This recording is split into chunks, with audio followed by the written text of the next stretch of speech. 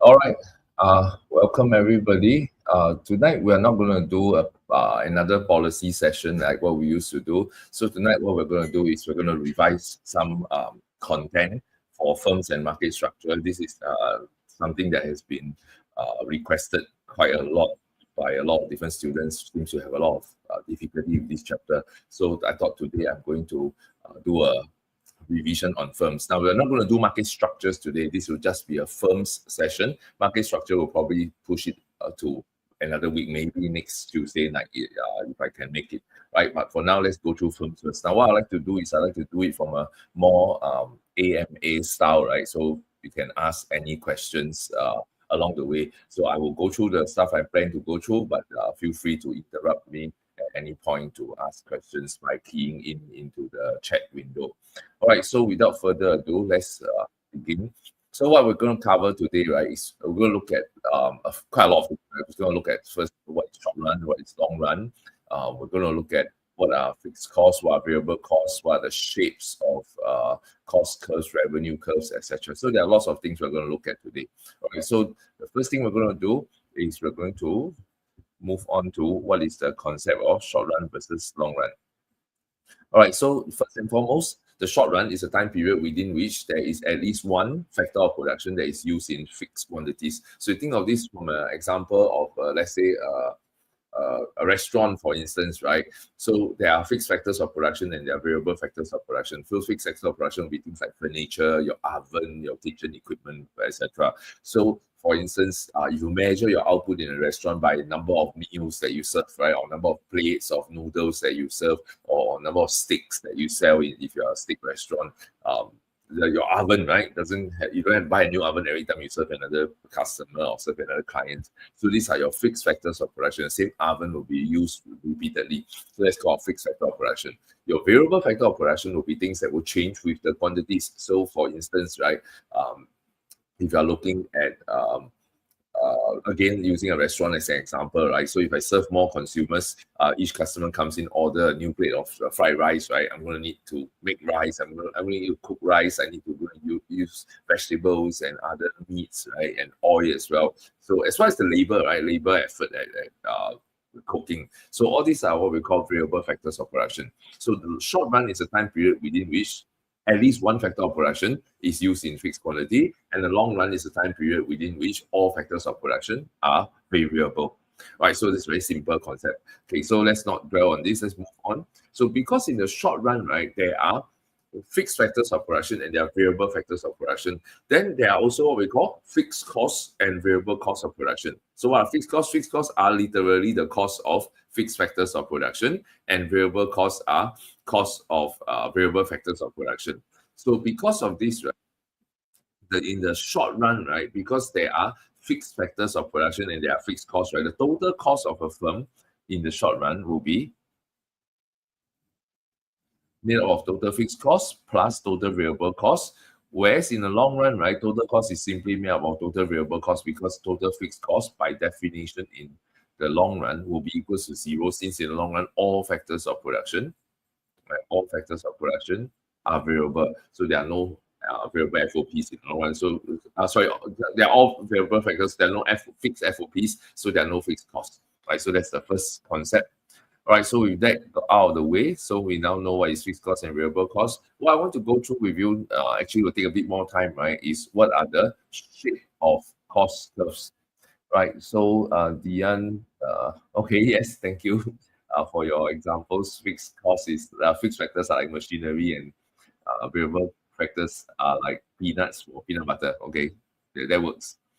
All right, so we're going to look at shape of cost curves. The first cost curve I want to talk about is this thing called the fixed cost, right? So fixed cost by definition is fixed. Like no matter how many units of output I produce, right, my fixed cost will always be fixed at, let's say, like $100, for instance, right? So if I produce one unit of output, my fixed cost is $100. My second unit, the fixed cost remains at 100 unit. The third unit that I produce each week, my fixed cost remains all a constant value in the sense that my machinery, to use Dian's example, right? My machinery doesn't, I don't have to buy a new machine just because I'm producing more and more units each week. Now, however, right, average fixed cost, right, AFC, by definition, is the total fixed cost. Oh, right. How come it is so laggy? Yeah? Sorry.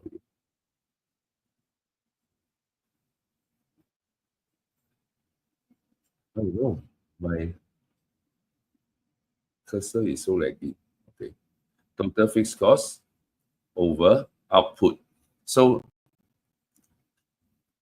if you look at 1 unit of output, so total fixed cost, this vertical height divided by this horizontal distance, which is output of 1 unit, then the gradient of the line joining the origin to the fixed cost, to the TFC curve, is my total fixed cost. Is average fixed cost. Then the gradient of the line joining the, what is this? Sorry, my writing tablet seems to have taken a life of its own. All right, so at the second unit, this line is my um, average fixed cost, third unit, fourth unit, etc. So by joining the origin to each of these line, I get a line that keeps falling in gradient. That's called my AFC. So the AFC is a positive number that keeps getting smaller and smaller and smaller. So how do I draw this in terms of a Cartesian plane? So what we have here is an AFC curve that looks like a rectangular hyperbola, where at any one point, the AFC times Q,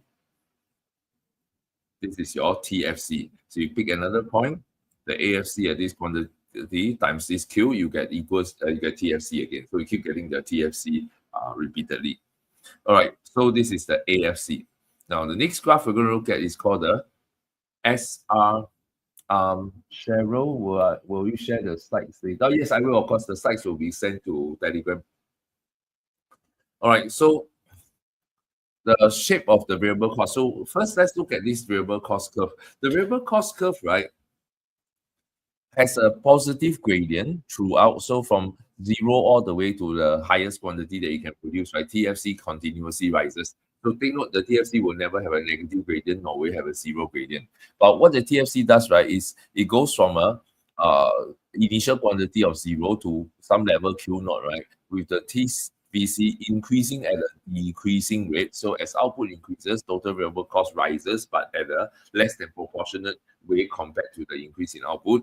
And then there comes a point of inflection. After this point of inflection, it continues to rise, but at an increasing rate. So as output rises beyond this point, the total variable cost rises more than proportionally. Now, why is this so? So the crux of the understanding this concept, right, lie in remembering that in the short run, there are fixed factors of production.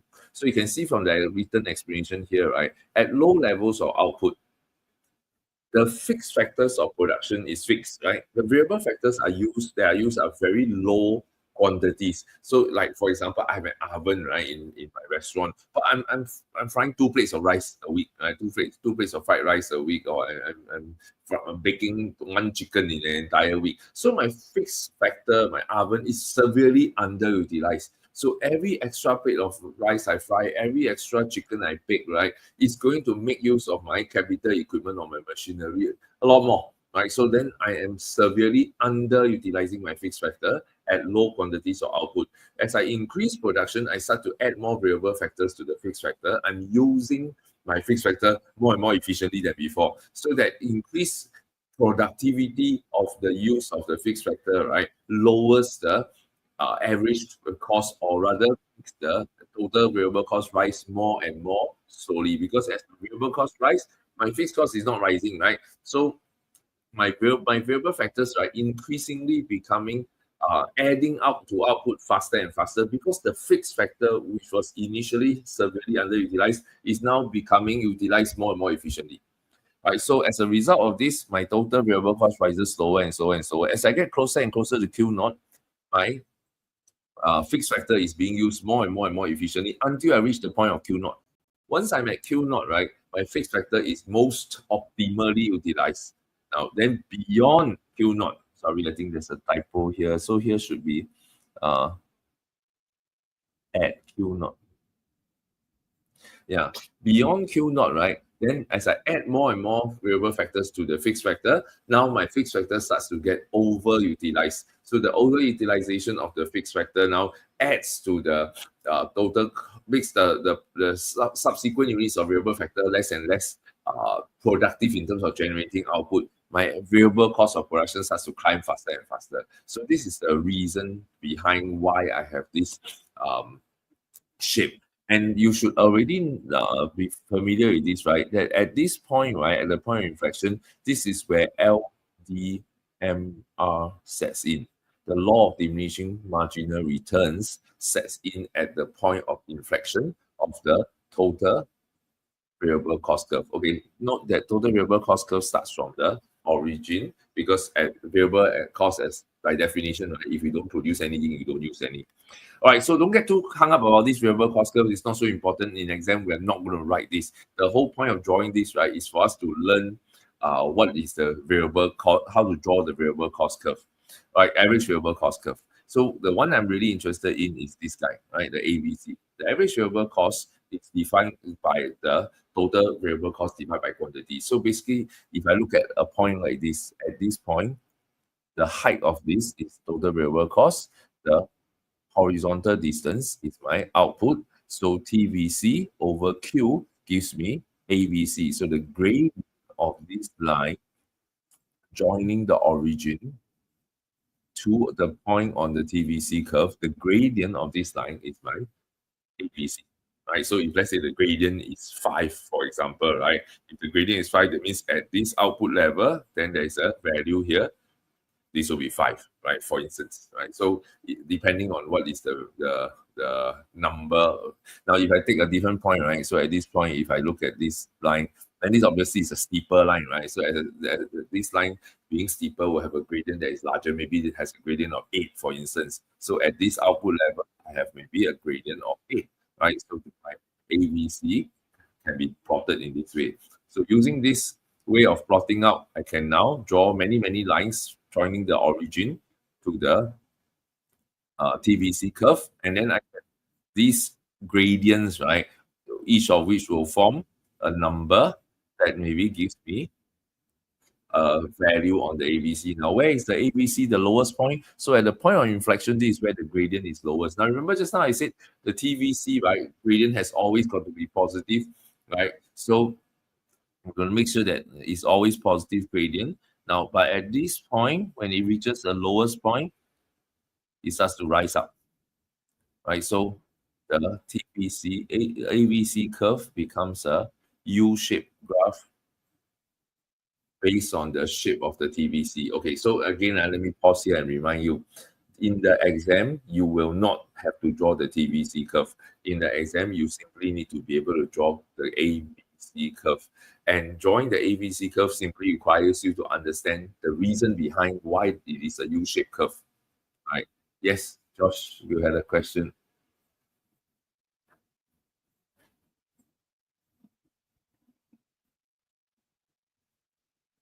Yes, Josh, you had a question coming up. Okay, never mind. I'll wait for you to finish typing. I go on first. So, here. Isn't the gradient lowest at the second last dotted line? You actually you're right. I'm so sorry. You are right. Thank you very much. Thank you, Josh. I picked up on my mistake. So at this point, right, is the lowest gradient. You are correct, right? Thank you. So the ABC, right, continues. I got mixed up with the MC curve just now. Thanks for spotting that. Good catch. Right. So the ABC curve, right, is U-shaped. At the lowest point of the ABC curve, it is where the line joining the origin to the graph, right, gives you the lowest possible gradient. So at the point where this line is a tangent to the TBC curve, that is your lowest point, right? Good catch, Josh. Well done. Buy you a drink when I see you next. All right. So, Cheryl, must we ever explain why the AVC curve shape is U shape? Cheryl, I don't think so, but uh, who knows, right? Who knows? Sometimes you don't know how the examiner might be creative. I would say it is certainly part of the syllabus. Have they tested it before? Not in my memory in recent years in case studies, but can they possibly one day set a question like this? They surely can.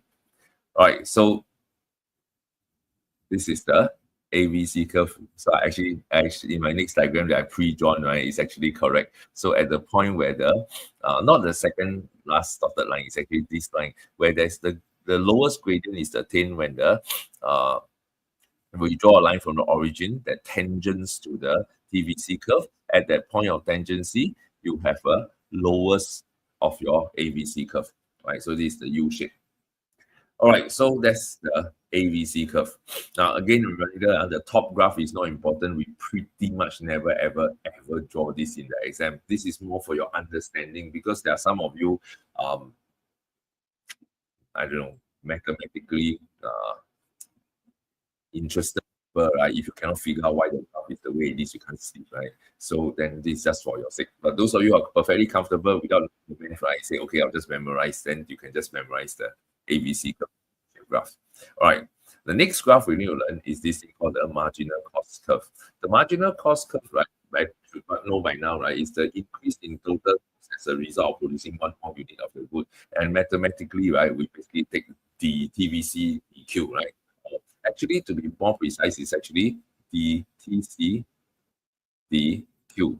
But because TC, right, actually equals to TFC plus TVC,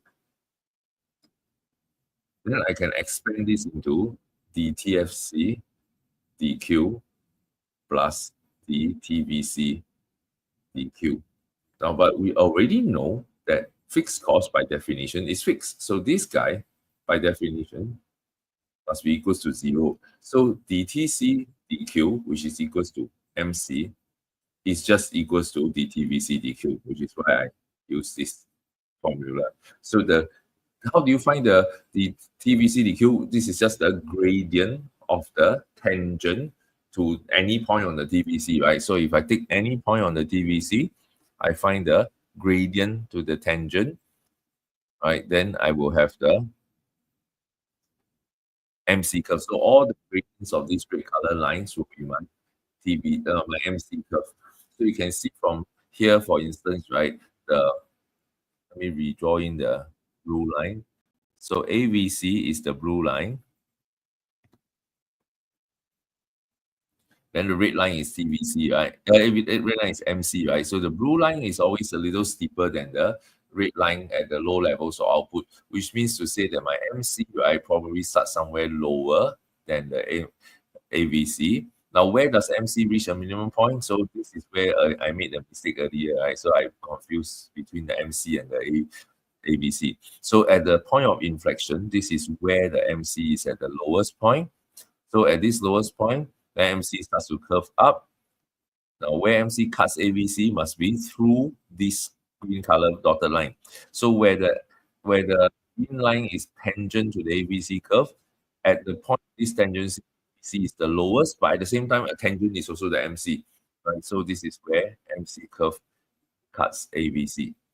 All right, so the point, so a lot of students ask, why is it that MC must cut AVC at the minimum point of AVC? This is the reason, right? At the point of at the point where the AVC is lowest, defined by the line joining the origin to the TVC curve, where there is no lower line, no lower gradient you can find, at that point, it must be a tangent. Because it's a tangent, it is also equals to the marginal cost. So that's the reason why MC and AVC must cut each other at this point. Now, would you ever have to explain this in the exam mathematically, right? You know, of course, not in the econs exam, but you need to draw it correctly. So, for instance, if you go and draw a graph like this, and you draw your AVC in this way, this is the lowest point, but your MC, right, didn't cut it at the lowest point. Immediately, right, the examiner is going to see this and say this is a wrong diagram, right? So be careful with the way you draw that. So the MC must cut ABC at the lowest point.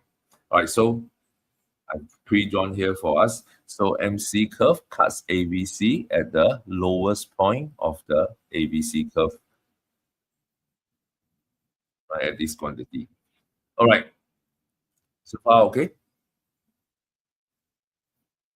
Right, at this quantity. All right, so once I have the MC curve, then now I can add in my fixed cost. So earlier, remember my AFC curve, we have drawn the AFC curve as a continuously downward sloping line. So the AFC, right, is basically saying that at each quantity, my average fixed cost is lower and lower and lower value, right? So I have a smaller and smaller value of AFC. This mouse is a new writing tablet. All right, so with the lower and lower AFC, then I stack the AFC up here, right? So this is my AFC. It gets smaller and smaller and smaller as we move to the right. Right, so the AVC curve, on top of the AVC curve, you stack the AFC, then you get the AC curve. Okay, important point to note is this point. So just like how the MC curve should cut the AVC curve at AVC curve's minimum point, MC curve must also cut the AC curve at AC curve's minimum point. So this is the way to draw the graph.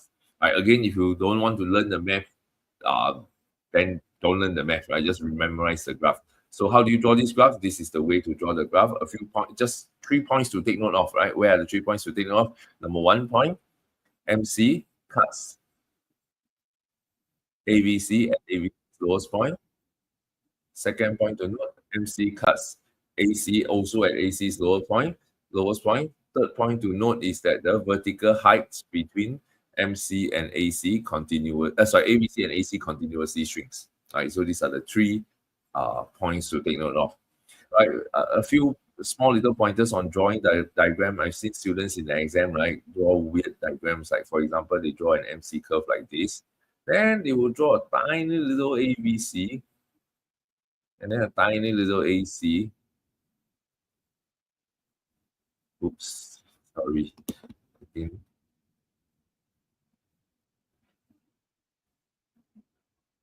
You draw a tiny little AC.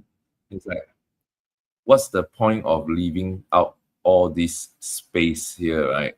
Why all this empty space? So use up the whole space in your axis, right? So draw the diagram nicely. All right, so 3 points to note. Number 1, MC cuts ABC at the lowest point. Number 2, MC cuts AC also at AC's lowest point. Number 3, the vertical gap continuously shrinks between these two curves. All right. So now we have done shape of cost curves. So now let's move on to shape of revenue curves.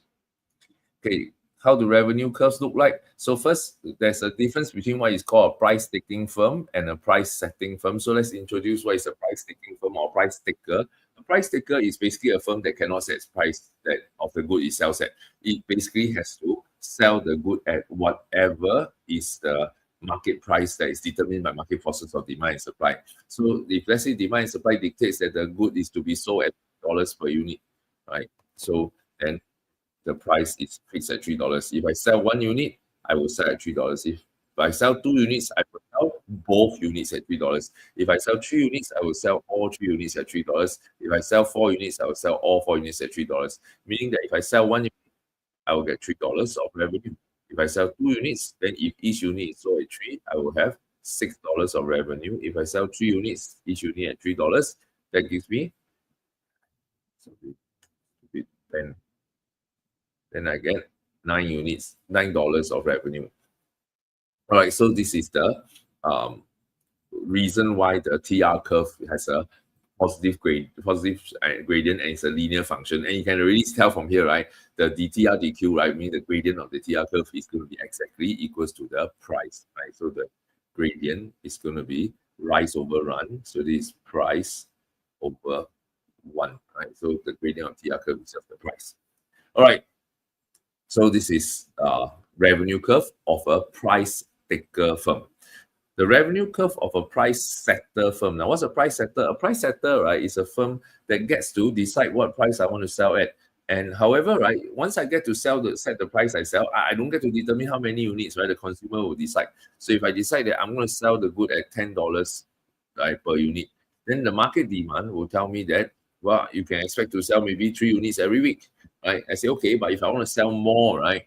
If I say I want to sell 5 units a week, so if I to sell 5 units a week, then the only way I can do this, right, is to change my price to maybe charge. Yes, sorry.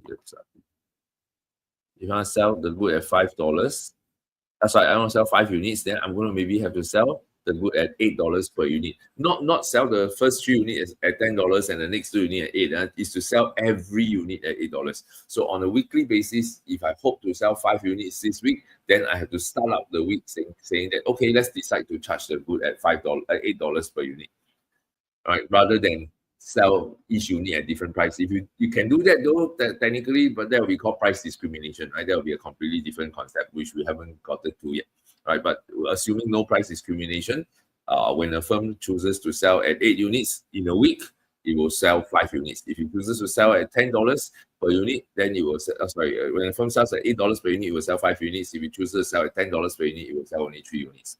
Now, so because of this, right, the math worked out such that the total revenue curve is a parabola that looks like this.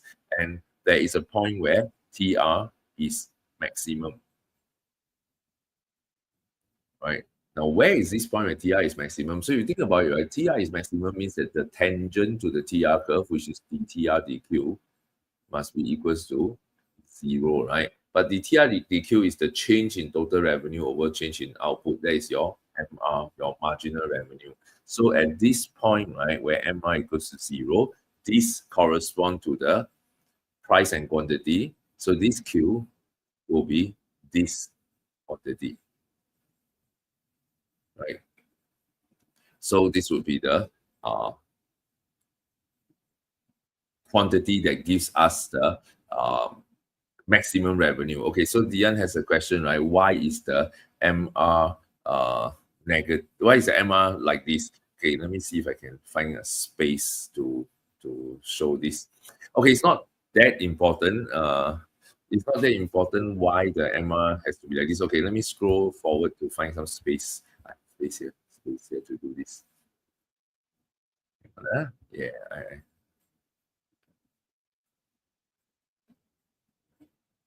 okay, the next part what I'm gonna do is I'm gonna answer Dian's question as to why the MR curve looks the way it does. It's a bit of math. Don't get too worried. Okay, good. I found a blank page I can work on. All right, so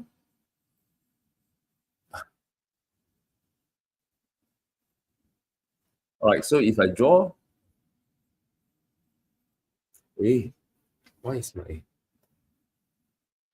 cursor not behaving?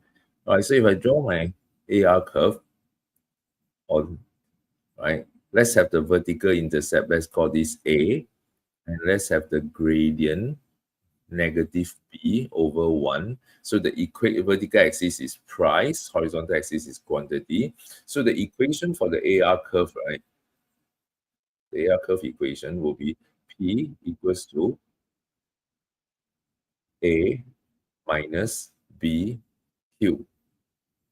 Right? So using a Y equals to MX plus C, using a Y equals to MX plus C formula structure, right? So this P, vertical axis, equals to A, which is plus C, minus B, which is your MX, M, and X is your Q, right? Now, so based on this equation, P equals to A minus BQ, if I multiply both sides by Q, so I get P times Q on the left, then I get AQ minus BQ squared. So left-hand side can be rewritten as TR equals to AQ minus BQ squared. Now, so remembering that MR is equals to dTR dQ.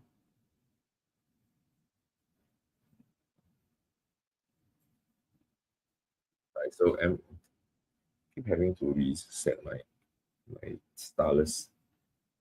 if I differentiate this, then AQ differential will just be A, and B minus BQ squared differential will be minus 2BQ. So if I simply now look at the vertical intercept of the MR curve, will be A, and the gradient instead of minus B is minus 2B, right? So you contrast the gradient of the AR curve with the gradient of the MR curve. AR curve is B, MR curve is 2B, right? So the MR curve um, gets into a negative, gets into it's a line that is straight line, start from the same vertical intercept, but it's twice as steep as the AR curve. All right, so Justine asked a question. Okay, Diane, I hope that answers your question of why the MR curve looks the way it does. Again, you don't need to worry about the mathematics behind it, and it's not at A level, right? So it's just for people who can't sleep if you don't understand the math. All right, so Justine, what happens if you accidentally cut the AR on the axis? Will we be deducted? You can, and they should. They may not. Depends. If I perceive this as carelessness, then I won't, right? So if you draw your AR curve like this, right, and then protrude that tiny little bit, right, nobody's going to go after you for this. But if you draw your AR curve like this, right, then you're asking for trouble already, right? This will be seen as a little bit of carelessness, right? Probably they'll let it go. This is not a careless mistake anymore, right? It's important to keep the ratio when you draw. Yes, definitely, Diane, you need to keep the ratio, at least from a naked eye visual perception, right? To look twice as steep. What you don't want to do is to draw an AR like this, and then draw an MR curve like this, right? That's nowhere near twice as steep. Right? Certainly, you also don't want to draw an AI MR that looks like this. Then it's obviously not twice as. So the simple rule of thumb is this, right? You take a horizontal line across, then you see that this is roughly equidistant, right? Don't have to be very precise. You can see from here, this is obviously not equidistant, right? This and this. So this is where drawn also not equidistant, but it kind of looks like it, right? So naked eye, visually, it looks like twice good enough. All right. So going back to where we were just now, let me find the page. All right. So I have my AR curve. Where's my AR curve? Sorry, I cannot find my page. There you are. So this is the price taker diagram.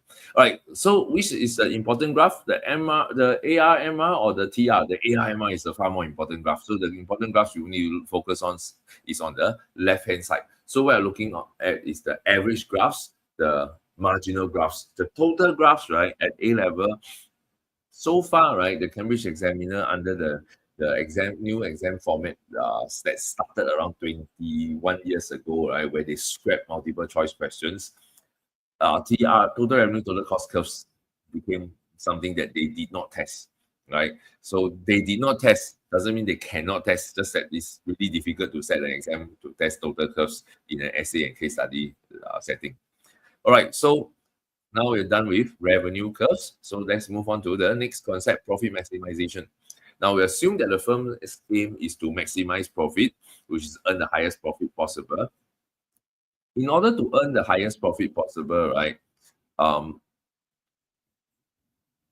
the firm needs to fulfill three conditions. Some of your schools, right, teach only two conditions. Some of your schools teach only one condition. I mentioned this before in the previous live stream video.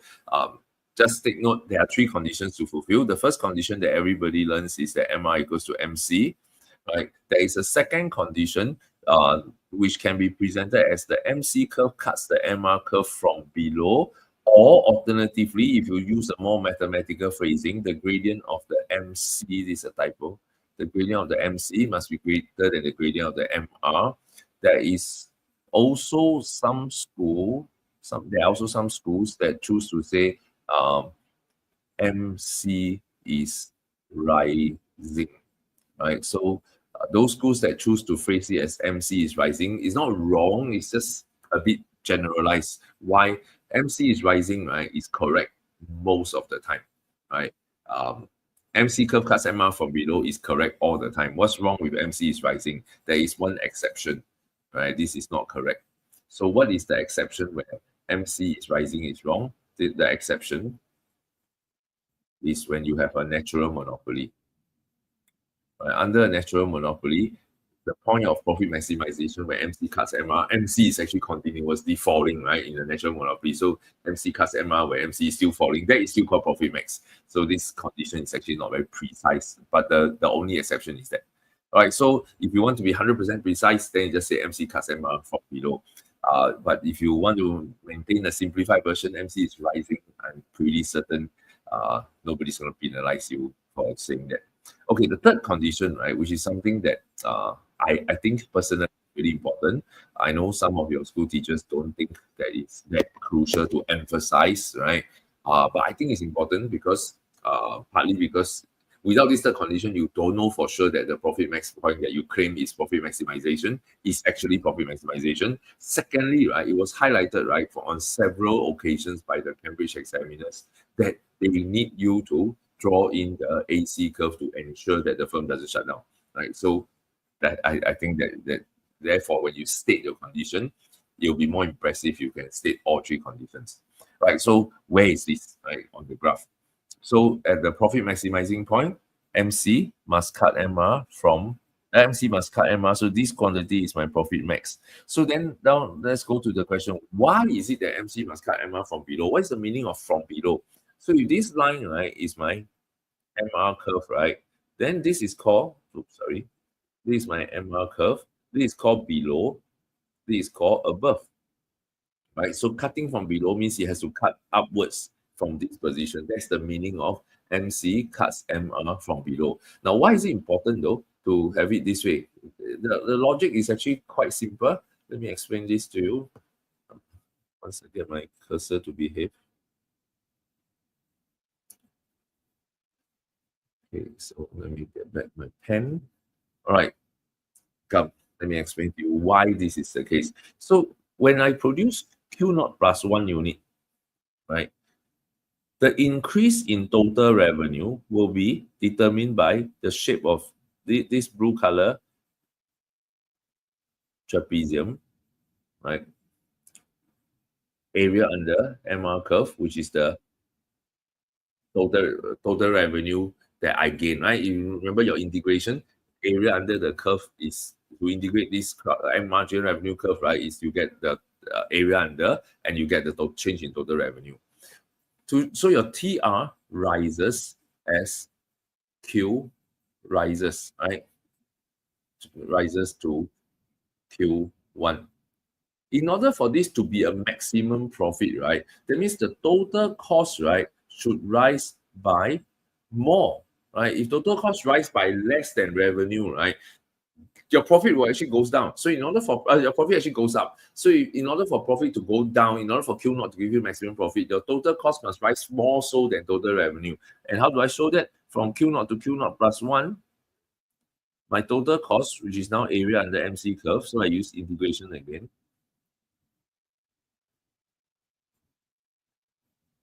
Then this area will be my increase in total cost. So that's why I need my MC curve to cut from below so that beyond Q naught, right, the MC lies entirely above the MR curve so that any increase in output beyond this point adds to cost more than it adds to revenue so that profit goes down, right? Now, conversely, right, on the left, right, if I go to Q naught minus 1 unit, right, then my revenue loss, let me use red color, my loss of revenue, which is area under MR curve, this is how much I give up in revenue, must definitely be bigger than how much the cost I avoid, right?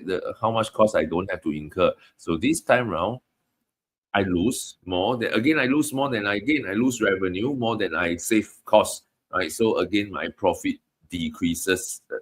So this is why MRMC intersection has to also carry the additional constraint that the MC curve must cut MR from below, right? So that's the most intuitive way to understand this. Okay, but at the same time, right, the third and final condition. Why do I need to have that third condition to say that PR must be greater than or equals to TVC? Shucks, page just ran. Sorry, why did my page just run so far away? Maybe it's time to buy that new computer.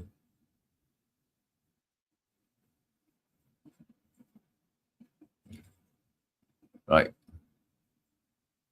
So in order for me to determine that Q naught is the profit maximizing quantity, I need to show that the firm doesn't shut down, right? If the firm cannot cover its variable cost at this point, if let's say this AC curve wasn't there, right? And I have a AVC curve that is higher, then at this point, at this quantity, if my revenue cannot cover my variable cost, then I will have to shut down. Then this becomes my profit max quantity. So in order for me to ensure that this is the correct profit maximizing quantity, I need to make sure that the firm don't shut down, and I need my firm to at least be earning normal profit. So by drawing an AC curve that gives the firm some level of normal or super normal profit, I ensure that the third condition is fulfilled. So this is why it's really, really important to draw AC curves when you draw firms diagram, right? So do not ever forget to add this in. All right, so this is profit maximization. You will need to draw this, and you will need to prove that profit max is at this quantity by showing Q naught plus 1 units, the firm is worse off, and show that at Q naught minus 1 unit, the firm is worse off by comparing the areas under the MR curve, areas under the MC curve on both sides of the diagram. Right? So you need to do this in the exam in a profit max question. All right. Then there's another thing that we need to learn is alternative aims, right, of firms. So firms don't always aim for profit maximization. Sometimes they aim for what is known as revenue max. Sometimes they aim for what is called sales maximization. Right. So yes, Dian have a question. The diagram don't have a ABC curve. Yeah, the diagram didn't have an ABC curve because remember AC is equals to AFC. Stupid cursor. AC equals to AFC plus AVC. Right. So if AC, so sorry. If AC equals to AFC plus AVC, then that means AC must be greater than AVC.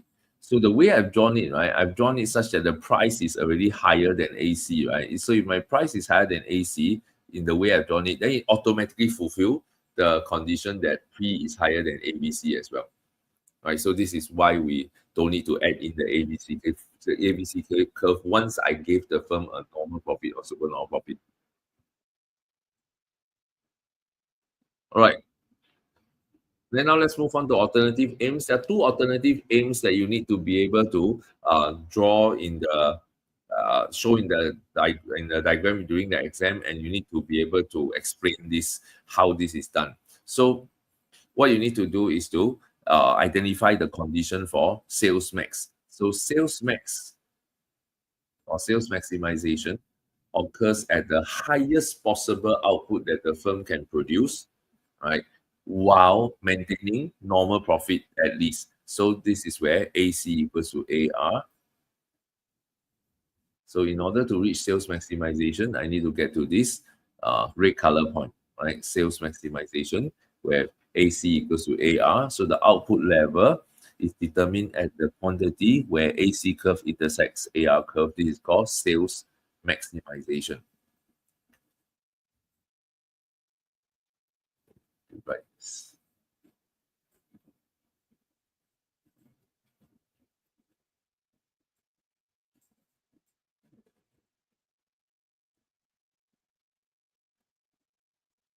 All right.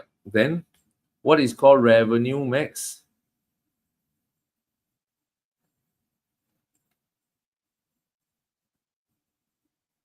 Revenue max is to produce at the point where MR equals to 0. Remember just now, the total revenue curve, which is a parabola, right, reaches a maximum point where the tangent to the TR curve is zero. So that is called um,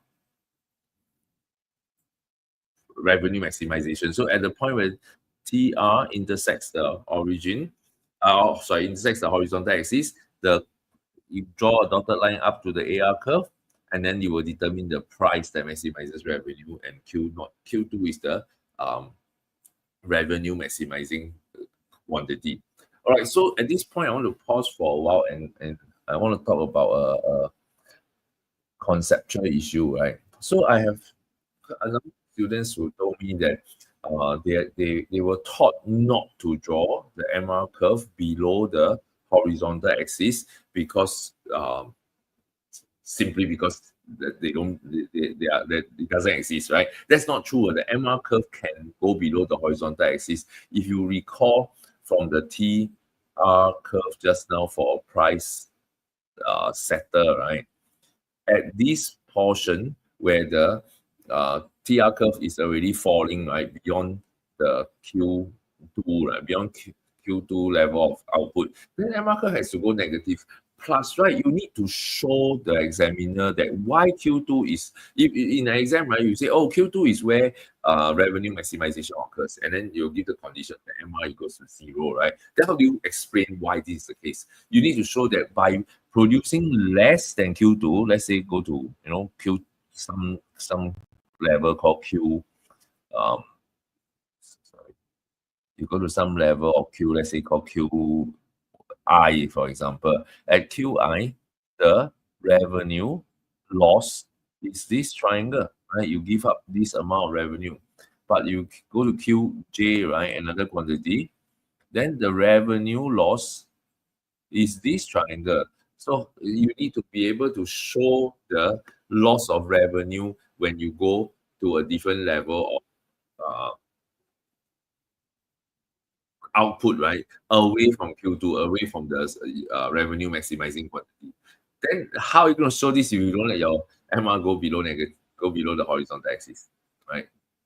So correct. So DNMR is the gradient of the TR, so it can be negative. But I'm saying that there are a lot of students were telling me that, oh, I get marked down by my teachers when I protrude below. And then when I ask them like why cannot, they just say cannot, right? So I'm telling you, you can, and sometimes you must. That there is a question in the exam that will require you to explain where revenue maximization is and explain why that is revenue maximization by showing that if I go below Q2, I will show the area of revenue loss. If I go beyond Q2, I will have also a loss of revenue shown by the area, right? So, at the end, it sounds unintuitive, right? For people who are more like math inclined, it's actually super intuitive. At least for me, I thought it made a lot of sense.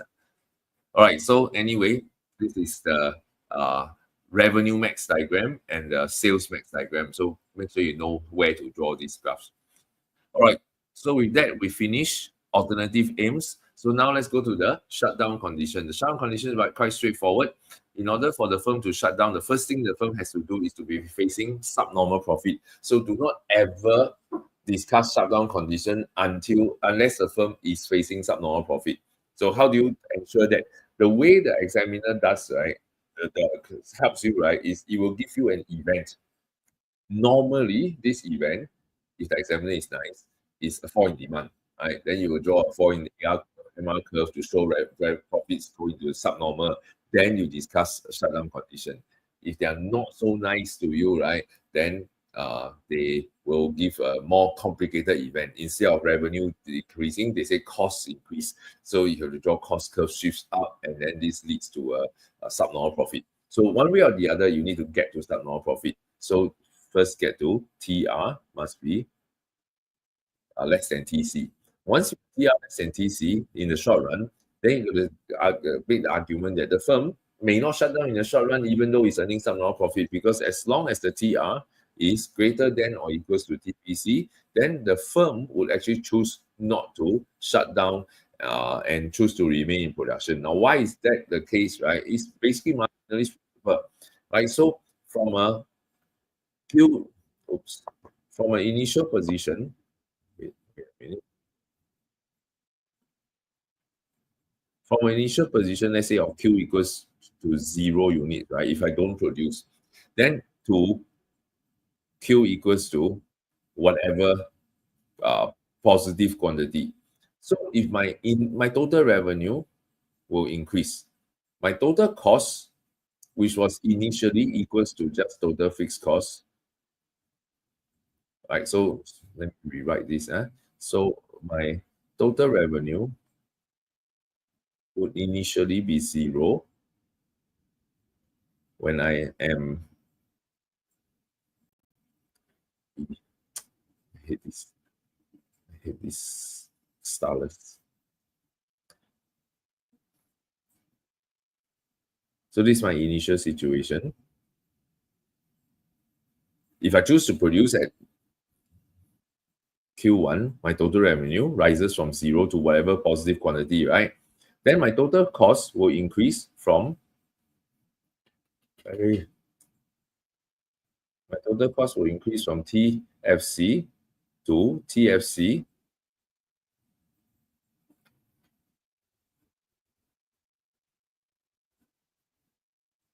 plus TVC, right?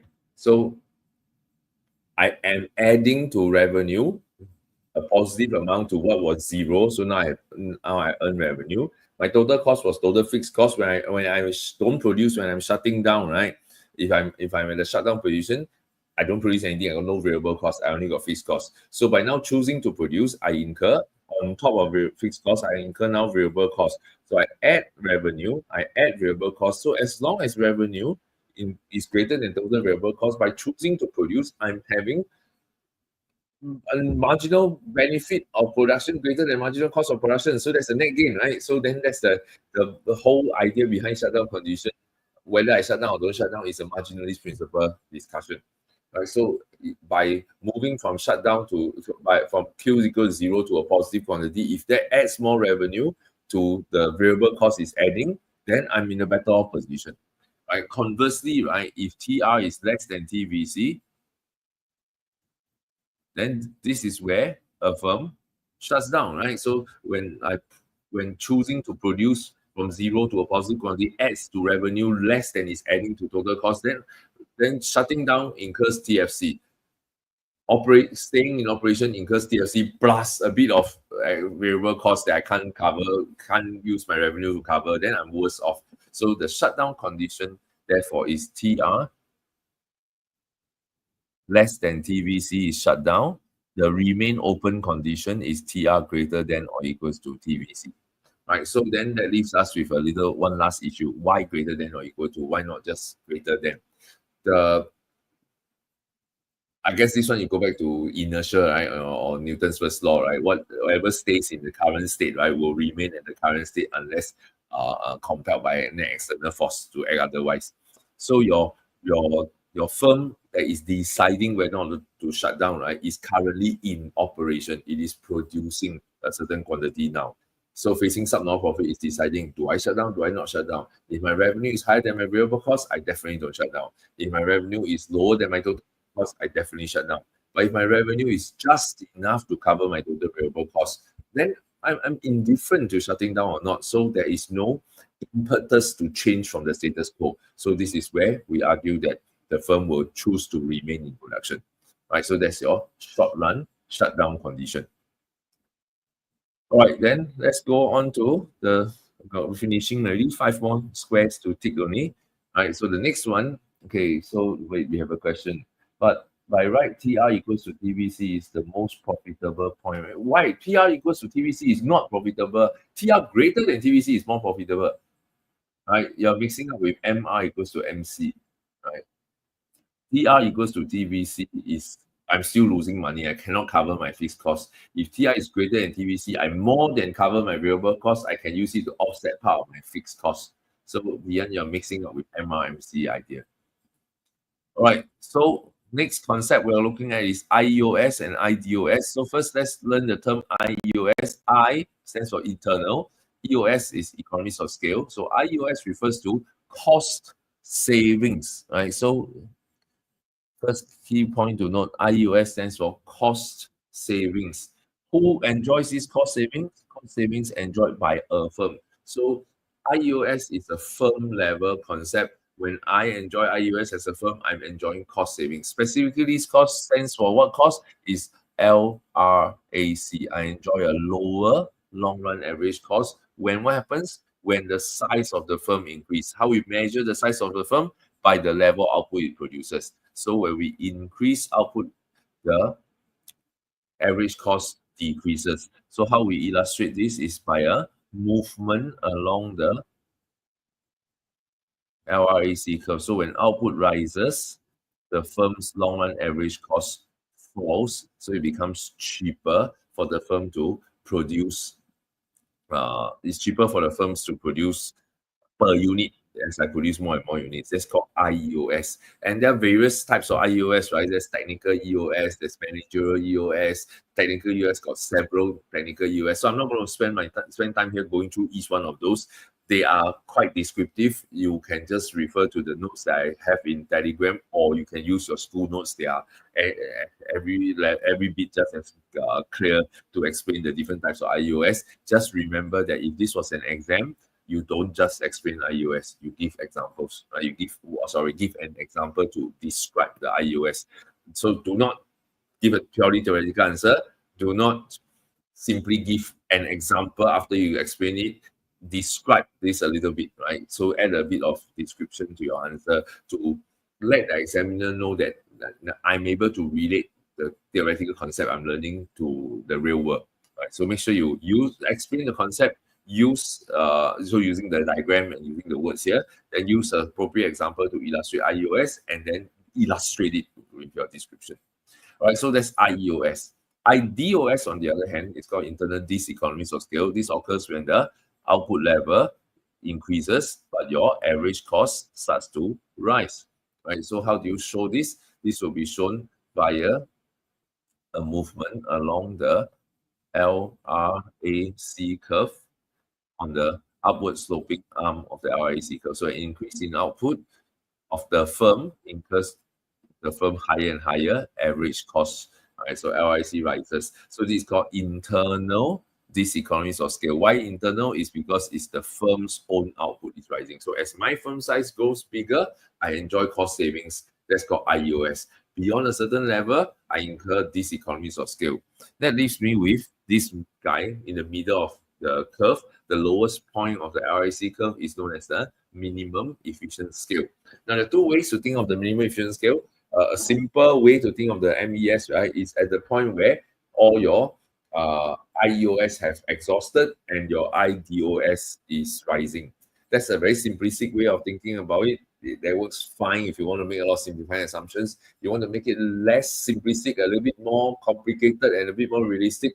A firm enjoys multiple different types of IEOS, right? So some IEOS are exhausted at level, like a low output. Some IEOS still continue to give you cost savings at a higher output. So at some point, some types of diseconomies start to set in, right? So then, a firm, right, at any output level can concurrently have some IEOS still in place, some IDOS already kicked in. So where is the MES? MES then can be thought of as the output level where the IDOS and IDOS balances so that there's no rise or fall in average cost. Then beyond MES, your diseconomies of scale outweighs the economies of scale. Below MES, then economies of scale outweigh diseconomies of scale. That will be a slightly more complicated way of perceiving this, right? Either way is fine. Either you choose a simple view, you choose a more complicated view, either way is fine. So I would say in terms of explaining stuff in an essay, choose a simple view. Right? When interpreting events in a case study, then open your mind to the possibility of the more complicated view. Right? In an essay, you choose the example, right? Then choose the easy version. All right. So then with that, then we now come to this troublesome thing: the relationship between short-run cost curves and long-run cost curves. So this is where a lot of students don't get or don't even know. Suppose, right, I have a firm. Okay, so I need to draw some axes first. Suppose I have a firm that says, okay, I'm going to open one restaurant, right? If I open one restaurant, I have a restaurant that I have a AC and MC curve. These are short-run AC and short-run MC curve. Then after a while, my restaurant is a bit successful. I say, I want to open a branch, right? If I open a second branch, assuming my second branch is the exact same size and same rent, same labor cost, same ingredients, same everything, right? So I basically copy and paste another outlet, right? And I have a second shop. So my second shop will have the same cost structure.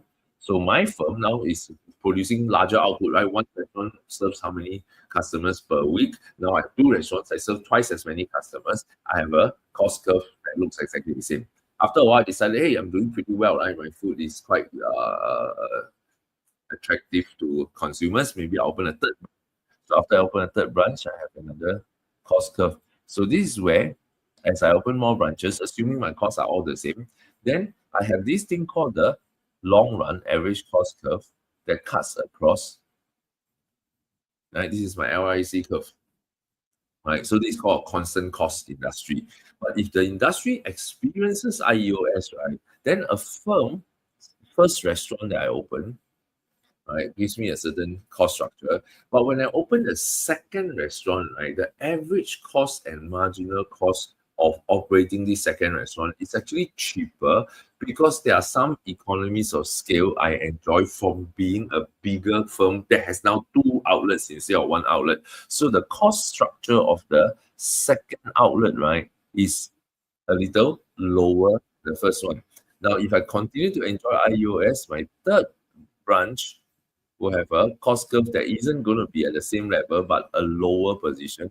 The fourth one again at a lower position. The fifth one again at a lower position. Then joining these lines together, then I get the uh, I get the LREC curve. So this is where, right, some students, right, in your school, you learn this idea that how come when you say that a firm earns when it enjoys IEOS, we draw the AC curves as shifting and the MC curves as shifting. There's a diagram that you learn, right?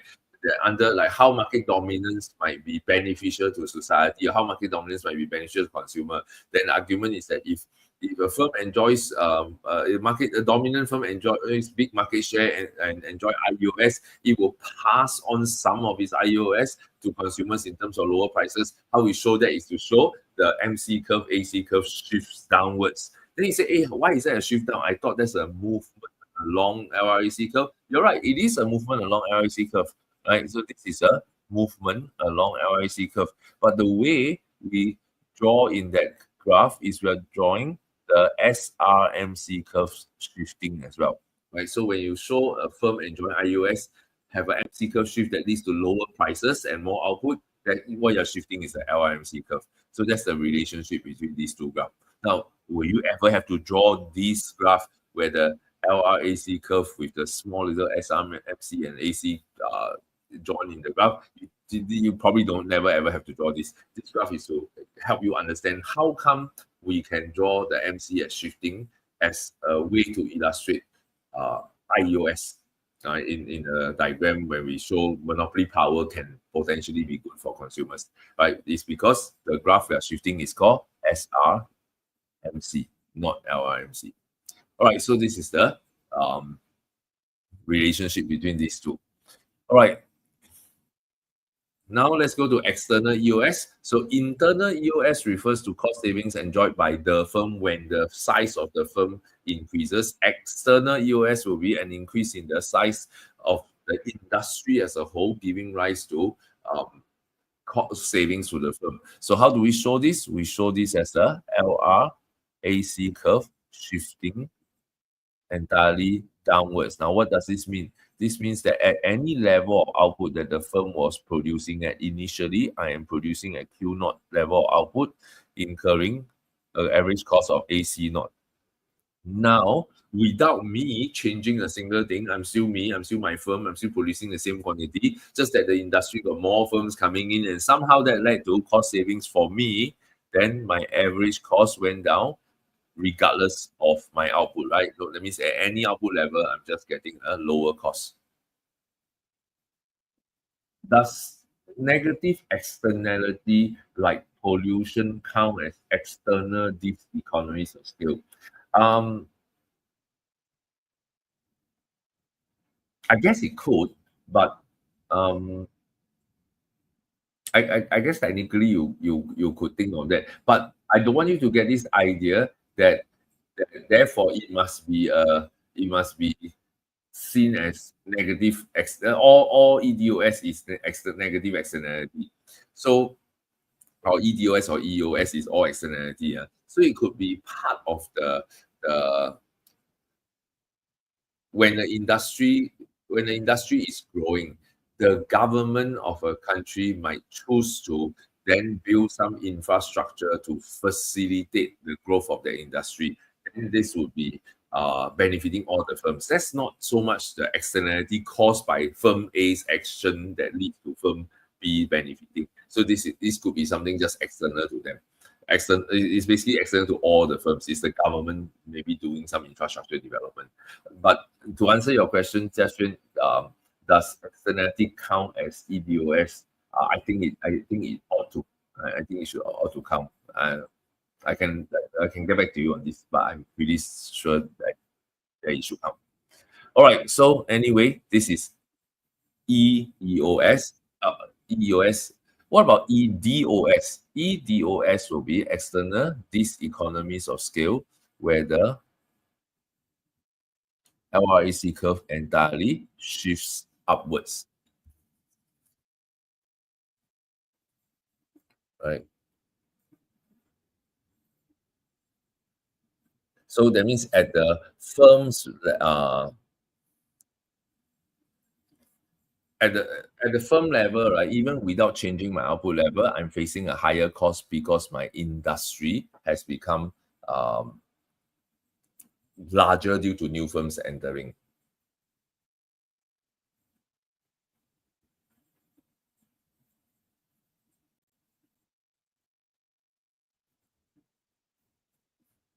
All right. So with that, then we move from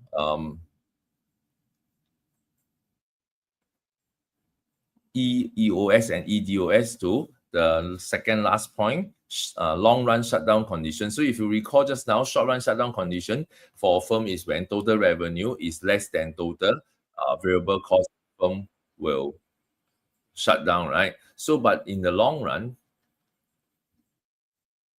TFC is 0, right? If TFC is 0, then TC will just be equals to TVC, right? So TC is just equal to TVC. This stupid stylus is really behaving very badly. Right? TC is equal to TVC. So therefore, I simply replace TVC to TC. So in the long run, when a firm have no more fixed costs, the entire variable cost is my total cost. So by starting from a point of not producing, TR equals to 0, TC equals to 0 since there's no fixed cost. If I produce, I get a TR more than or equal to TVC or more than equal to TC, then it makes sense to produce, right? If I make some more profit, then I'm just shut down. So the long run shutdown condition is based on the same short run shutdown condition, just that in the long run, we recognize that no fixed cost, so TVC and TC are the same thing. So we can rewrite it this way. But they're both based on the same marginalist principle. All right, so with that, then we finish the second last point, which is LR shutdown condition. Okay, so that brings us to the very last idea, allocative efficiency. So before we do anything, before we go on to actually talk about allocative efficiency or productive efficiency, I want to emphasize this point. Efficiency is a long run concept. Right? Efficiency is always a long run concept. That means whenever I do anything about allocative or productive efficiency, the diagram I draw must be a long run graph. So please don't ever forget that. Please don't label as SRMC or SRAC or just write ACMC. You have to label as long run. Right. So what is the condition for allocative efficiency? For allocative efficiency, the condition must be in the long run, right? As we all know, this I just explained. Either efficiency is long run concept. The price of the good must be equals to marginal cost. So where is the long run allocative efficiency point? At MC AR curve at this intersection point, right? This is the point where P is equals to MC. So this quantity, right, this quantity here, let's call this Q star. This is the allocatively efficient output. Now you can see from here, right, any firm that is a price setter, right, there's a downward sloping AR curve or an MR curve, right, that is profit maximizing, will always produce at a quantity lower than Q star. So this is why we say that all firms that are price setters, right, that means monopolistically competitive firms, oligopoly, monopoly firm, they are all allocatively inefficient because um, the math says so, lah, right? At the profit maximizing point, at the quantity, it will surely give a divergence between the marginal cost and the price that the firm charges. So P is always greater than MC in these kind of cases, right? So that's the concept of allocative inefficiency. Now, productive inefficiency is a little bit more troublesome. Productive inefficiency, let me change a different color now. My mouse. Productive inefficiency at the firm level, right, refers to that the firm, whatever output that the firm has chosen to produce, it is doing the best it can. That means at this output level, the lowest possible average cost the firm can incur is what is determined by the AC curve. This is the firm doing the best it can at this output. It is producing the lowest at the lowest average cost, right? When is a firm productively inefficient? It is productively inefficient when at this Q, it is now at a higher cost. So when a firm operates above the LRAC curve, then the firm is producing at a allocatively, a productively inefficient point. Okay, so let me now find some space and draw this out nicely again. So in order not to make the graph too crowded. So I draw my LRAC curve.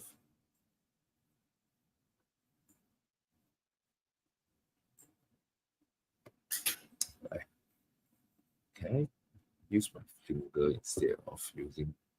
See, let me try this.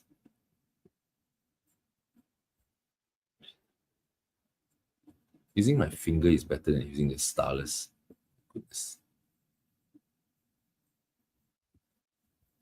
Right, so the LRAC curve. Right, so if the output level of the firm, let's say the firm chooses to produce at Q naught, then it incurs the cost of AC naught, then this firm is productively efficient. When is a firm productively efficient? When it is operating at Q naught, but incurring a cost higher than Q naught, and then higher than AC naught. So let's call this AC1, for example. So this is when the firm is productively efficient. So to summarize, a firm is productively efficient if it's operating anywhere above its LRAC curve. That means it is not incurring the lowest possible cost it can. So this is called firm level productive efficiency. However, there's another productive efficiency concept called economy level productive efficiency. It's when the firm not only must be operating on the curve, it must be operating on a specific point on the curve that correspond to the minimum efficient scale. That means to be productively efficient at the economy level, all firms in the economy must be firm level efficient first. That means all firms must operate on their curves, and all firms must be operating at the lowest, at the point quantity that correspond to their lowest point on the RAC curve. Then you have economy level productive efficiency, which is something that you learned previously before. This is your PVC diagram. For an economy to operate somewhere on its PVC, the economy must be productively efficient. For that to happen, all firms in the economy, not one industry, all firms across all industry must be producing at the MES, and they must be operating on their curve. So that's immensely difficult to achieve, right? That's out in the real world. So what's more important then for us is whether the firm is firm level efficient or not. So whether or not the firm is operating on the curve. Right. So then with that, we cover, or that we, or at least all that I set out to cover today, um, which is this bunch of concepts. All right, so with that, right, then you can go on and try to apply some of these to try go and apply the content knowledge to some of the essay questions in the question bank that I've created for firms and market structure side. So this part is the firms kind of question that you can try first, right? So the type 1, 2, 3, 4, 5, 6 kind of question. So type 7, I think type 8 or type 7, type 8 will be market structure and question. So type 1, 2, 3, 4, 5, 6, you can go and try those in based on the question bank. And if everybody's comfortable with this, or if, I'll check, ask you guys. I see you guys this week, right? If people are telling me that okay, we want a market structure revision lesson as well, then I'll do a market structure revision lesson as well. But like, I don't think I can do that in a week. I probably need 2 weeks at least to cover across all 4 market structures. So it won't be a one session thing. It probably split into a 2 session thing. Plus, there's also a request for international trade revision. So I don't know. I'll ask you guys this week in class whether you prefer me to do uh, which one. All right. So somebody's asking, how about X inefficiency? Is there a graph? Okay, so actually there is a graph for X inefficiency. X inefficiency is productive inefficiency at the firm level, right? This guy here, this is X inefficiency. So X inefficiency is basically productive inefficiency at the firm level, except that we apply the term X inefficiency to a situation where it affects large firms. So when a large firm in the economy experiences productive inefficiency, we call that X inefficiency. So usually this is used as an argument for why monopolies and oligopolies may not always be a good thing for society, because they tend to suffer from X inefficiency, which is a form of productive inefficiency. Right. So what? No, not this is not a math lecture. Right. Okay, Jia Xuan asks, do we need dynamic efficiency? Yes, you do, Jia Xuan, but not in the firm side. You need dynamic efficiency at the market structure side to explain in terms of performance of firms in different market structure, why oligopoly, for example, is much more likely to be dynamically efficient than, let's say, monopoly or MPC, but not at the firm side. Firm side, you don't have this, you don't have a way to illustrate this in the diagram. So only market structure, you need dynamic efficiency. All right, so I pretty much covered things that I intend to cover. We have a little bit of time. Does anybody else have any question? Plus, Dian even H2 math. This is like Sec 4 math.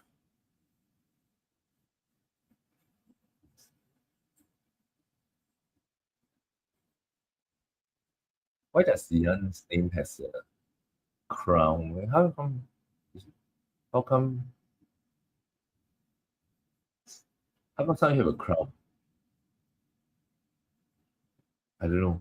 Hey, Justin, how come your name has a little crown with a number 1 there? What does that mean? Sorry, I very swaku. Does anybody know? No. Jiaxuan, you are welcome. I hope the lecture helps. I didn't know. Yes, I know. I wasn't the one who put it there. Joshua, what's this? Joshua, what's number 3, number 2? This is confusing. So, number 1, number 2. Oh, it's the first person that come in, is it? Or first one that comment? Okay, okay.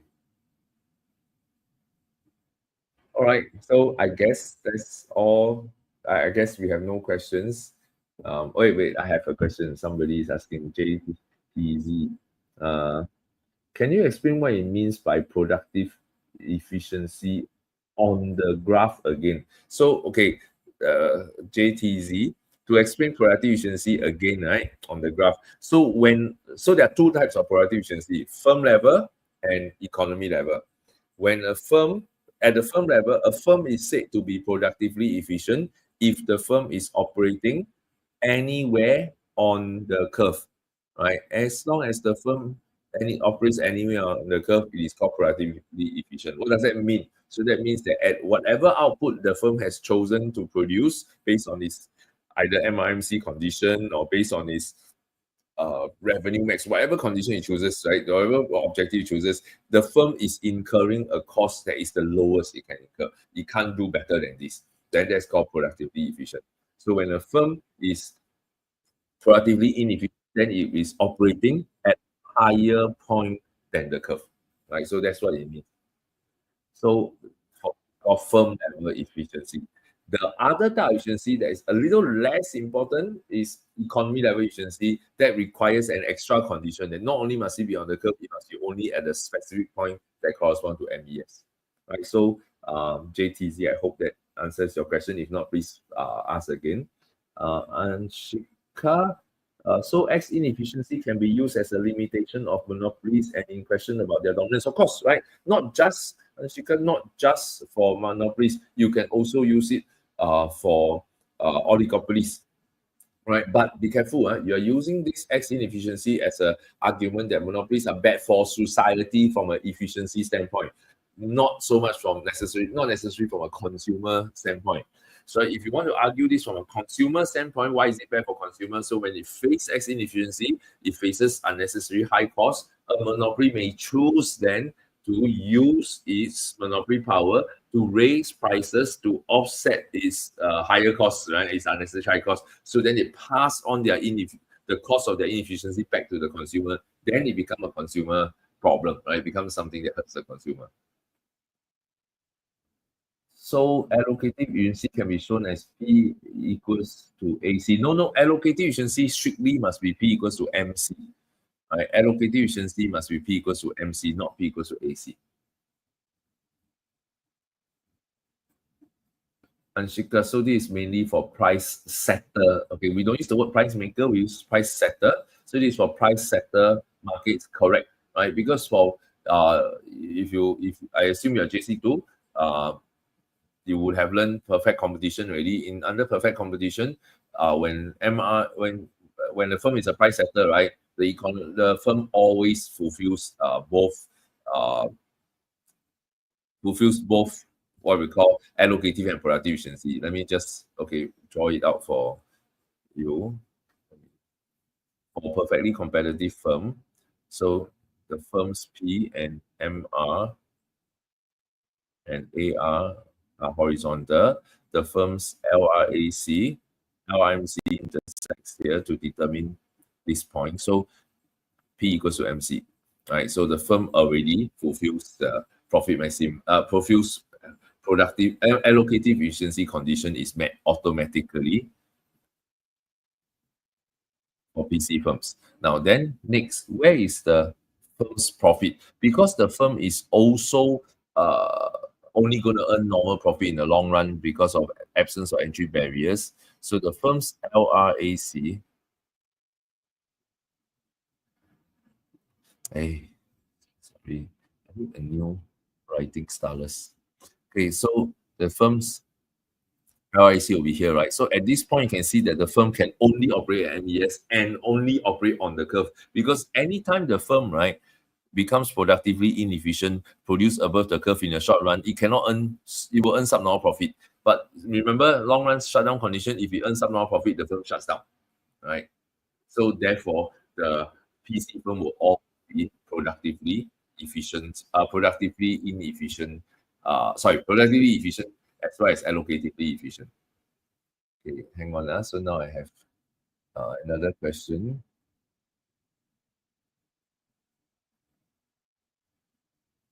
Difference between consumer and society. Okay, so when we talk about the performance of firms in the economy, right, we look at performance in three aspects. How is the firm doing for itself? So measured by profits. How am I performing as a firm? You know, how much profits am I earning? How am I performing on behalf of in terms of consumer well-being? So am I giving consumers a good deal? Am I charging them a fair price? Am I giving them variety? Do I innovate over time and give them better and better products, like what Jiaxuan was asking about dynamic efficiency? So that's from the consumer point of view. Am I getting a good deal? Am I getting can I expect better products and cheaper products due to process innovation in the future. From a society point of view, is the use of resources in the country because of this market structure, right? Does it result in an efficient use of our scarce resources? So that's from a society point of view.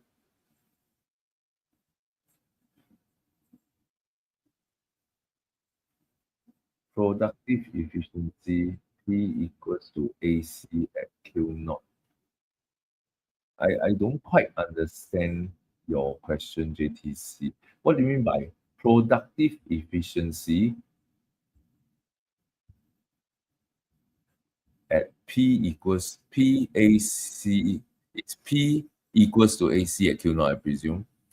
Um, Not necessarily, right?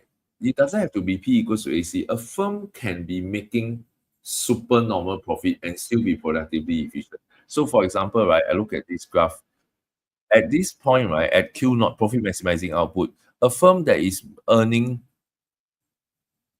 super normal profit here, right, has a price greater than average cost. But as long as the average cost is at this point, right, then the firm is productively efficient. But P is not equals to AC. P is still greater than AC. So it does not have to be normal profit, right? So efficiency is has nothing to do with revenue and nothing to do with profit. Efficiency is only strictly about cost, right? It's the firm producing stuff at the lowest possible cost at called productive efficiency. Okay.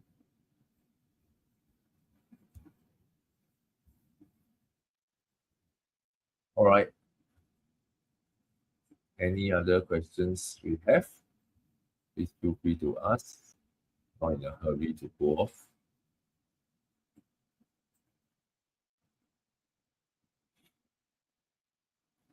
What do you mean by efficient use of resources in a society? I thought efficient use of resources, uh, benefit use of resources benefit firms as firms have lower costs. No, so if a firm, right, is like, okay, how do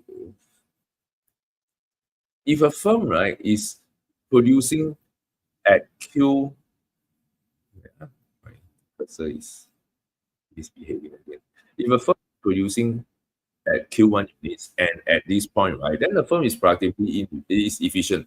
But if a firm is producing at higher cost, right, then the firm is using more resources than it absolutely has to, right, to produce whatever is the Q1 quantity. That means it's using maybe more labor than it needs to, or using more raw materials than it needs to. Then the society has a finite amount of resources. So if a firm is productively efficient, incurring a higher than necessary cost, it must be using more resources than it need, right? And because of that, then these resources are other goods and services that could have been produced are being now reduced, right, in the amount of other goods we can produce. That's what we mean by the resources are not um, efficiently utilized.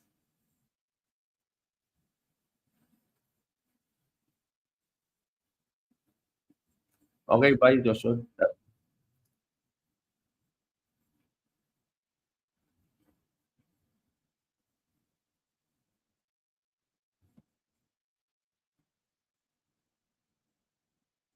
Okay, do we have anything else?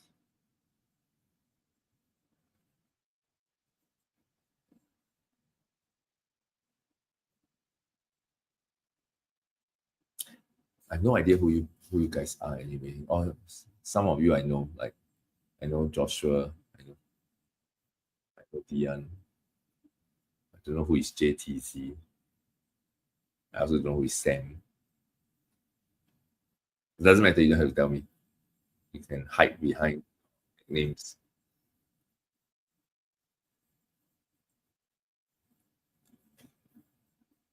Okay, I'm going to assume that there's no more question. Okay, thanks, Dian. Okay. All right, then, if there's no question, we'll end here today. Please feel free to text me and ask any more questions. And if you're not one of my students and you are a friend of my student and you want to ask question, please feel free to ask through your friend who's my student. Okay, bye, Clarence. All right, thanks, Sam. Okay, bye bye.